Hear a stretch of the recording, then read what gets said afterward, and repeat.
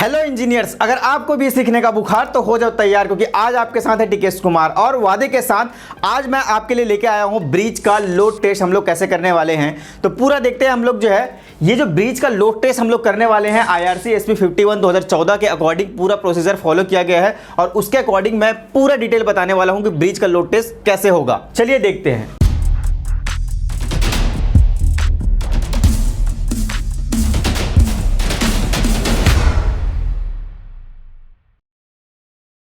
तो सबसे पहले ये जानना जरूरी है हमारे लिए कि ब्रिज का लोड टेस्ट हम लोग क्यों करते हैं और कब कब किया जाता है। तो हमारा जो ब्रिज है, जो न्यूली कंस्ट्रक्टेड ब्रिज है या फिर हमारा जो ऑलरेडी बना हुआ ब्रिज है, उसमें भी लोड टेस्ट किया जाता है। कारण क्या होता है लोड टेस्ट करने का कि हम लोग जो है ब्रिज के स्ट्रक्चरल रिस्पॉन्स को जानना चाहते हैं कि वो जब उसमें लोडिंग आएगी, उसमें गाड़ियाँ चलेगी तो वो कैसे बिहेव करेगा और वो जो है अपने पूरे सर्विस लाइफ के दौरान में पूरा लोड को सह पाएगा या नहीं सह पाएगा। ये सारी चीज़ें जो है हम लोग चेक करना होता है, इसलिए जो हमको लोड टेस्टिंग करना पड़ता है। जब भी कोई नया ब्रिज बनता है तो वहाँ पे गाड़ी अलाउ करने से पहले ये टेस्ट जो है वो किया जाता है। या फिर ऐसे ब्रिज जहाँ पे आपका जो ट्रैफिक वॉल्यूम है बाद में बढ़ जाती है तो उसकी स्ट्रेंथनिंग की जाती है और स्ट्रेंथनिंग करने के बाद फिर उसमें लोड टेस्ट किया जाता है। उसके बाद फिर वहाँ से गाड़ियों को अलाउ किया जाता है। तो सबसे पहला आपको काम क्या करना है, जो भी ब्रिज आपके साइड पे बना हुआ है जिस पे लोड टेस्ट हमको करना है, सबसे पहला काम हमारा होगा कि उसके सारे रिकॉर्ड्स को पढ़ना, उसको विजुअली इंस्पेक्ट करना और ये पता लगाना कि उसका जो क्रिटिकल स्पान है वो कौन सा है। तो सबसे ज़्यादा जो क्रिटिकल स्पान होगा वहीं पे हम लोग जो है लोड टेस्ट करेंगे। या फिर हमको जहां भी हमको लगता है कि यहाँ पे हमको लोड टेस्ट करना चाहिए, जिस स्पान पे वहाँ पे हम लोग जो है मार्किंग करते हैं पहले से और उसके बाद जो है लोड टेस्ट की प्रोसीजर को स्टार्ट किया जाता है। तो लोड टेस्ट के प्रोसीजर को स्टार्ट करने से पहले आपको जो एक फ्लो चार्ट जो है वो तैयार करना होता है। इस फ्लो चार्ट में क्या रहता है कि आप जो है सीक्वेंस कैसे रखेंगे लोडिंग का, पहले क्या करना है हमको, उसके बाद क्या करना है। तो पूरा प्रोसीजर जो है लोड टेस्ट हम लोग कैसे करेंगे उसका एक चार्ट जो है आपके पास बना हुआ होना चाहिए और उसके बाद जो है पूरा प्रोसेस जो है स्टार्ट किया जाता है। बात आती है इसमें हम लोग कैसे कैसे लोड टेस्ट करते हैं। तो दो टाइप्स के लोड इसमें टेस्ट हम लोग करते हैं। पहला है हमारा डायनेमिक लोड टेस्ट और दूसरा हमारा स्टैटिक लोड टेस्ट। डायनेमिक में क्या होता है, हमारा जो ब्रिज है वो डायनेमिकली कैसे बिहेव करेगा अगर उसमें गाड़ी गुजर रही है या ऐसे जोन में ये ब्रिज बना हुआ है जहां पे सिज्मिक जोन है, सिज्मिक जोन में फिर वो कैसे बिहेव करेगा, इसका जो फाउंडेशन है वो कैसे आपका रिस्पॉन्स करेगा जब लोड आएगी उसमें। तो वो जो है हम जो है डायनेमिक लोड टेस्ट से पता करते हैं। लेकिन हमको अगर जो है लॉन्ग टाइम की इसकी सर्विसिबिलिटी कैसे रहेगी ये चेक करना है हमको, तो स्टैटिक लोड टेस्ट जो है वो करना पड़ता है। हम जो है स्टैटिक में स्लो लोड लगाते हैं, ठीक है, और लोड जो है स्टैटिक रहता है। वहीं पे डायनेमिक की बात करें तो उसमें जो है हम लोग जो है जो गाड़ियां होती है या जो ट्रक्स होते हैं उसको जो है स्पीड में गुजारते हैं अलग अलग स्पीड में और उसके डायनेमिक बिहेवियर को देखते हैं, उसके एक्सपेंशन और कॉन्ट्रैक्शन जॉइंट पे कैसे बिहेव कर रहा है ब्रिज, उस चीज़ों को देखते हैं सही फंक्शन कर रहा है या नहीं कर रहा है। चलिए जान लेते हैं हम लोग जो है कौन कौन से आपको मशीनरी या इंस्ट्रूमेंट की जरूरत पड़ने वाली है ब्रिज लोड टेस्ट करने के लिए। तो सबसे पहला जो इंस्ट्रूमेंट है जो आप देख पा रहे हैं इसको बोलते हैं हम लोग LVDT सिस्टम। LVDT सिस्टम कहने का मतलब होता है लीनियर वेरिएबल डिफरेंशियल ट्रांसफार्मर। ये जो है आपका डिफ्लेक्शन को चेक करता है और इसकी एक्यूरेसी जो है 0.01 mm की होनी चाहिए। दूसरा जो देख रहे हैं आप लोग जो है ये है हमारा डायल गेज। डायल गेज भी सेम काम करता है, जो भी ब्रिज में लोड आता है तो लोड के अकॉर्डिंग ये जो है डिफ्लेक्शन को रिकॉर्ड करता है। आपका जो ये देख रहे हैं ये है स्ट्रेन गेज। स्ट्रेन गेज क्या करता है, कंक्रीट में कितना फैलाव आ रहा है, कितना फैल रहा है कंक्रीट, कितना एलोंगेट हो रहा है या कितना टेंशन आ रहा है, उस चीज को जो है रिकॉर्ड करता है। और ये जो आप अगला देख रहे हैं ये है इंक्लिनोमीटर। इसमें क्या करते हैं हम लोग, जो हमारा डिफ्लेक्शन का इंक्लिनेशन होता है उसको हम लोग जो है इसमें मेजर करते हैं। इसके बाद है हमारा लेवल मीटर। इससे हम लोग जो लेवल को देखते हैं, क्योंकि आप जब लोडिंग लगाएंगे तो ब्रिज में कुछ कर्व बनेगा, तब उस समय जो है इसका काम आएगा। उसके बाद जो है हमारा थर्मोमीटर, डिजिटल थर्मोमीटर हम लोग यूज करते हैं ताकि आपका ब्रिज जब लोडिंग की जा रही है तो वहां पे टेम्परेचर कितनी है या फिर टेम्परेचर में वेरिएशन कैसे हो रही है उस चीज को रिकॉर्ड करने के लिए। तो चलिए चलते हैं हम लोग लोड टेस्ट की ओर। तो सबसे पहले लोड टेस्ट जब किया जाता है तो पूरे तरीके से जो हमारा ब्रिज है या फिर हमारा क्रिटिकल स्पैन है उसको विजुअली जो है इंस्पेक्ट किया जाता है। और इंस्पेक्ट करने के बाद पहला पॉइंट हमारा रहेगा कि जहां पे हम लोग लोड टेस्ट करने वाले जिस क्रिटिकल स्पैन पे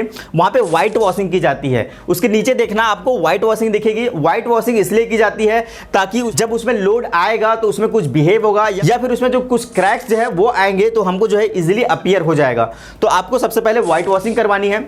दूसरी बात आपको क्या करना है, इस जहां पे आप जो लोड टेस्टिंग कर रहे हैं तो आपको एक तो डायल गेज को रखने के लिए स्काफोल्डिंग लगानी पड़ेगी। लेकिन खुदा ना खास्ता अगर ऐसा ना हो कि आपका जो है लोडिंग के दौरान जो आपका ब्रिज कोलैप्स हो जाता है, तो यहाँ पे बहुत सारी मशीनरी हमारा रखा होता है या जो टेस्ट कर रहा है वो पर्सन यहाँ पे रहता है, तो उसकी जान माल की हानि ना हो, इसके लिए जो हम लोग इसके नीचे जो है स्काफ फोल्डिंग लगा के रखेंगे, थोड़ा सा नीचे करके, ताकि हम जो डिफ्लेक्शन को इजीली मेजर कर पाए। चलिए बात कर लेते हैं पहले इस एक्सेप्टेंस क्राइटेरिया की, फिर लोड की सीक्वेंस कैसा होगा उसके बारे में बात करेंगे। अगर यहाँ पे मैं बात करूँ तो 24 घंटे बाद जब हम लोग लोड लगा देते हैं, तो 24 घंटे बाद जब लोड को हटाया जाता है तो रिकवरी कितना हुआ है इस चीज़ को निकाला जाता है।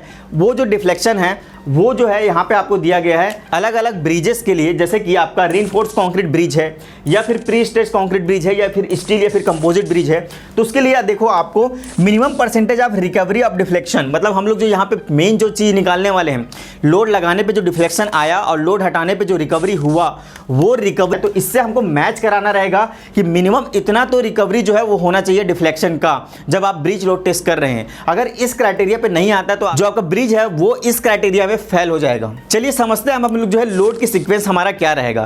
तो जहां पे हमारा ब्रिज बन रहा होगा या हमारा नया ब्रिज होगा या पुराना ब्रिज, जिस पे भी हम लोग लोड टेस्ट कर रहे हैं, सबसे पहला काम होगा कि हम लोग जो वहां पे स्काफ होल्डिंग लगा के डायल गेज को लगाएंगे और टेम्परेचर की वजह से जो भी डिफ्लेक्शन आया उसको हम लोग नोट करेंगे। तो सबसे पहला फेज जो है वही है। यहाँ पे हम लोग क्या कर रहे हैं, हम लोग जो है इनिशियल आवर्स में, मतलब हम लोग जब लोड लगाने से पहले वहाँ पे जो है डिफ्लेक्शन टेम्परेचर के कारण जो है वो रिकॉर्ड कर लेंगे, जितने भी डायल गेज हमने लगा के रखे हुए हैं। जैसे कि हम लोग ने ब्रिज में यहाँ पे 3 डायल गेज जो है वो लगा के रखा हुआ है, तो वैसे ही अब दूसरा फेज में क्या करना है, अपने को लोड को फिर धीरे धीरे लगाते जाना है। जैसे जो लोड हमको लगाना रहेगा, आपका जो ब्रिज डिजाइनर है वो हमको देगा कि इतना लोड हमको लगाना है और इस सीक्वेंस में लगाना है। और SP51 भी आपको एक सीक्वेंस बताता है कि पहले आप जो है 25% लोड लगाइए, 1 घंटा रुकिए, फिर आप जो है 50% लोड लगा दीजिए, फिर 1 घंटा रुकिए, और जब जब आप रुक रहे हैं तब जो है आप डिफ्लेक्शन को मेजर करते जाइए। फिर ऐसा करके आपको 50%, 75%, 90% और 100% ये जो लोड है 1-1 घंटे के बाद आपको लगाना है।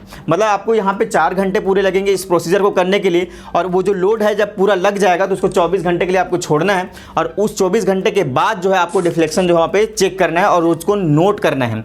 उस डिफ्लेक्शन को नोट करने के बाद अगले दिन जब हम आएंगे तो उसको रिमूव करने का प्रोसीजर कैसे रहेगा कि हम लोग जो लोड बाद में लगाया उसको पहले हटाएंगे, ठीक है।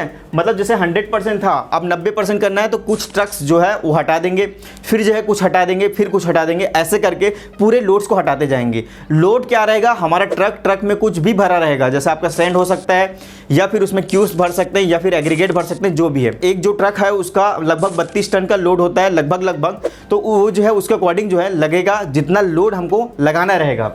तो अगला हम लोग क्या करने वाले हैं, जब पूरी लोड हट जाएगी तो उसके 24 घंटे के बाद हम लोग जो है डायल गेज में फिर से देखेंगे कि कितना mm का डिफ्लेक्शन जो है वो रिकवर हुआ है।